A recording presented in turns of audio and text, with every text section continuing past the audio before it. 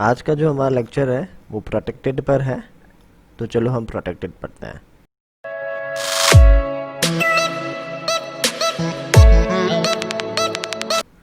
Protected के लिए inheritance का होना बहुत ज़रूरी है। तो चलो हम एक इनहेरिटेंस का एग्जांपल बनाते हैं। लास्ट क्लास के अंदर, लास्ट लेक्चर के अंदर हमने पर्सन नाम की एक क्लास बनाई थी। आज हम एक क्लास बनाते हैं जिसको हमने सैलरी नाम दे दिया।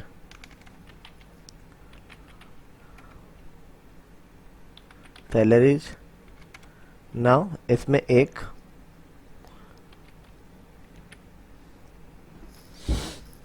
इसके अंदर हमने एक प्राइवेट सैलरी नाम का कॉलम बना दिया, या सॉरी प्रॉपर्टी बना दी। हमने इस प्रॉपर्टी को बना दिया। Now I want to get salary. तो स्टार्टिंग में मैं चाहता हूँ इसको हम पब्लिक बना देते हैं।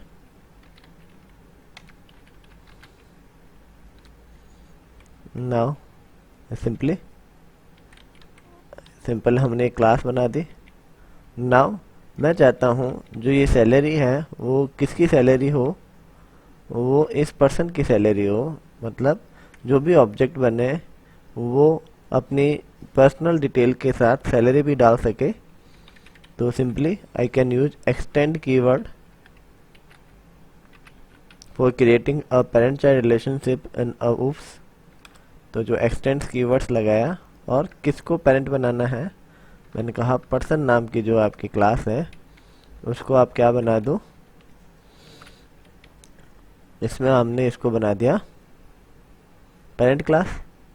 अब गौर करने वाली बात है कि हम जो ऑब्जेक्ट बनाएंगे वो हमने सैलरीज नाम की क्लास का बनाएंगे।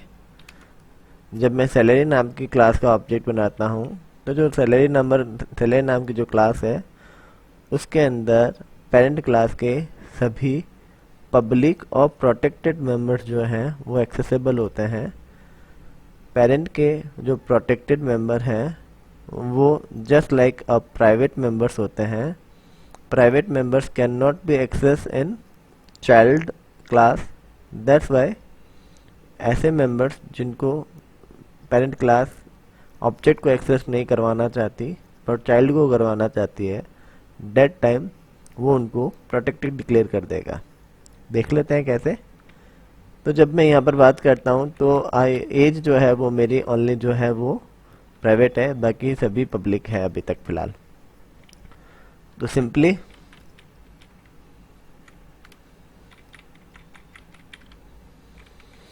Remove all the things. वो गेट डिटेल फंक्शन कॉल करेगा। ओके, गेट डिटेल कॉल हो जाओ, वो शो डिटेल को ऑटोमेटिकली कॉल कर लेगा। देन ओके है। तो मैं सबसे पहले प्रिंट आर करवाता हूँ P1 को, print underscore are and $P1।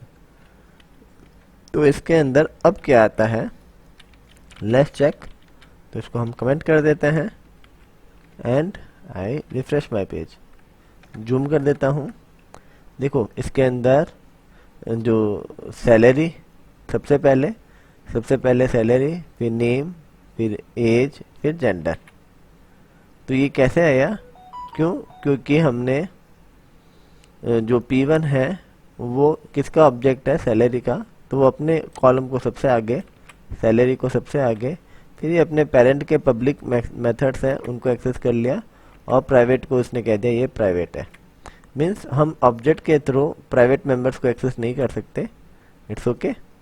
तो मैंने इसको डिटेल्स दी, get detail. Then get detail से मेरे पास इसमें नेम में राजेश आ गया एंड पर्सन में 32, जेंडर आ गया। नाउ मुझे केवल सैलरी देना है तो I can give it salary. तो जो ये फंक्शन मैं सैलरी देना चाहता हूँ तो मैं यहाँ लिख सकता हूँ, मैं सैलरी देना है, मैं चाहता हूँ इसी में सैलरी दे दूँ। तो मैंने इस फंक्शन को पेरेंट में ना बना के चाइल्ड में बना दिया। ओके, मैंने इसको चाइल्ड में बना दिया एंड यहाँ से एक सैलरी का और आ जाएगा जेंडर के बाद। तो हमने कह दिया $salary. Now copy and paste and it's salary and its salary. Now is everything okay? No. अब यहाँ पर क्या होगा, जैसे मैंने इस फंक्शन को चाइल्ड में बनाया तो लाइन नंबर 32 के लिए तो ये आंसर एकदम सही है। वो यहाँ पर सैलरी डाल देगा, मान लो 11K as a string. Now यहाँ पर प्रॉब्लम है कि सैलरी जब पास कर रही है यहाँ पर 32 एज, तो लाइन नंबर 23 डॉलर दिस का इज नॉट एक्सेसिबल हेयर। क्यों? क्योंकि वो प्राइवेट है। Then private member can not be access in child and it's their object. Simple. When I refresh this, private method person show detail, तो मैं सोचता हूँ इसको चलो पब्लिक कर देते हैं। मैं नहीं चाहता कि मेरा जो भी एज जो है वो हर कोई देख सके, कोई भी ऑब्जेक्ट उसको देख सके। तो मैंने एज को इक्को करवाने की कोशिश की, P1 का एज।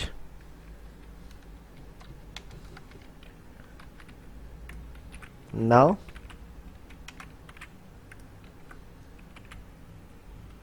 What's the problem? मैंने इसको पब्लिक बना दिया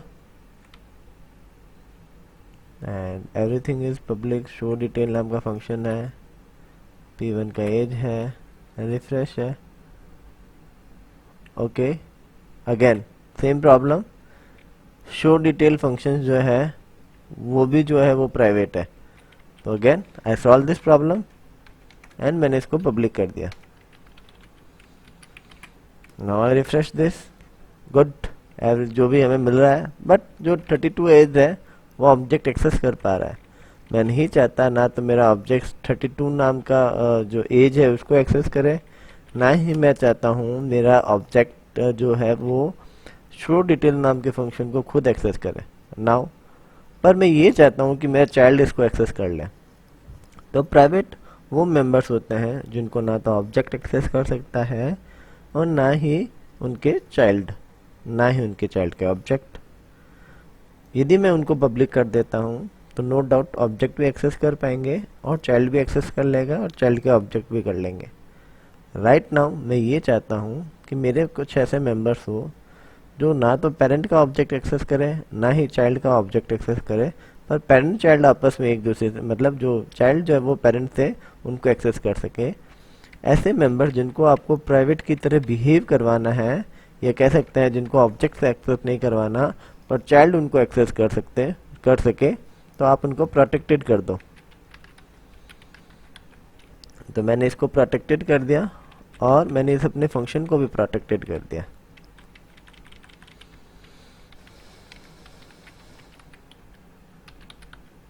इट्स ओके। नाउ वो यहाँ एक्सेसिबल नहीं है। कहाँ पर? मैं इस लाइन को रन करवाता हूँ तो ये यहाँ एक्सेसिबल नहीं है। क्यों? क्योंकि वो प्रोटेक्टेड है, तो प्रोटेक्टेड एज एक्सेस नहीं कर पाएगा। ना ही मैं यहाँ शो डिटेल नाम के फंक्शन को भी एक्सेस नहीं कर सकता P1 के।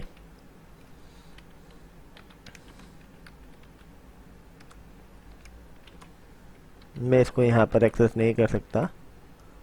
हाँ, पर ये जरूर है कि हाँ, ये जो शो डिटेल जो फंक्शन है वो ये एक्सेस कर सकता है। ओके। नाउ अब मैं यहाँ पर एक छोटा सा ओवरराइडिंग का एग्जांपल बनाता हूँ।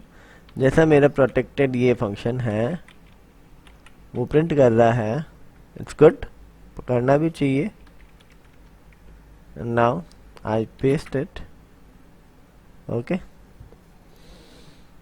मैंने पेस्ट कर दिया एंड आई ओनली प्रिंट इक्को दिस का I want to access salary only. Now what's the problem? अब यहाँ पर जो सैलरी नाम की क्लास है, जैसे वो शो डिटेल फंक्शन को एक्सेस करने की कोशिश कर रहा है तो उसको खुद का शो डिटेल नाम का मेथड जो है वो अवेलेबल हो गया, तो वो पेरेंट का कॉल नहीं करेगा। तो राइट नाउ जो हमारा आउटपुट है वो केवल 11 के ही आ रहा है, जो कि सैलरी है। नाउ हमने तो यहाँ चेंज ही नहीं किया, क्यों? क्योंकि ये अपने ही क्लास के जो मेथड है उनको एक्सेस करना चाहेगा। नाउ मैं चाहता हूँ इससे पहले वो पेरेंट के पास जो है, तो आई कैन यूज पेरेंट का नेम या क्लास का नेम, जो भी आप लिखना चाहो। तो आई यूज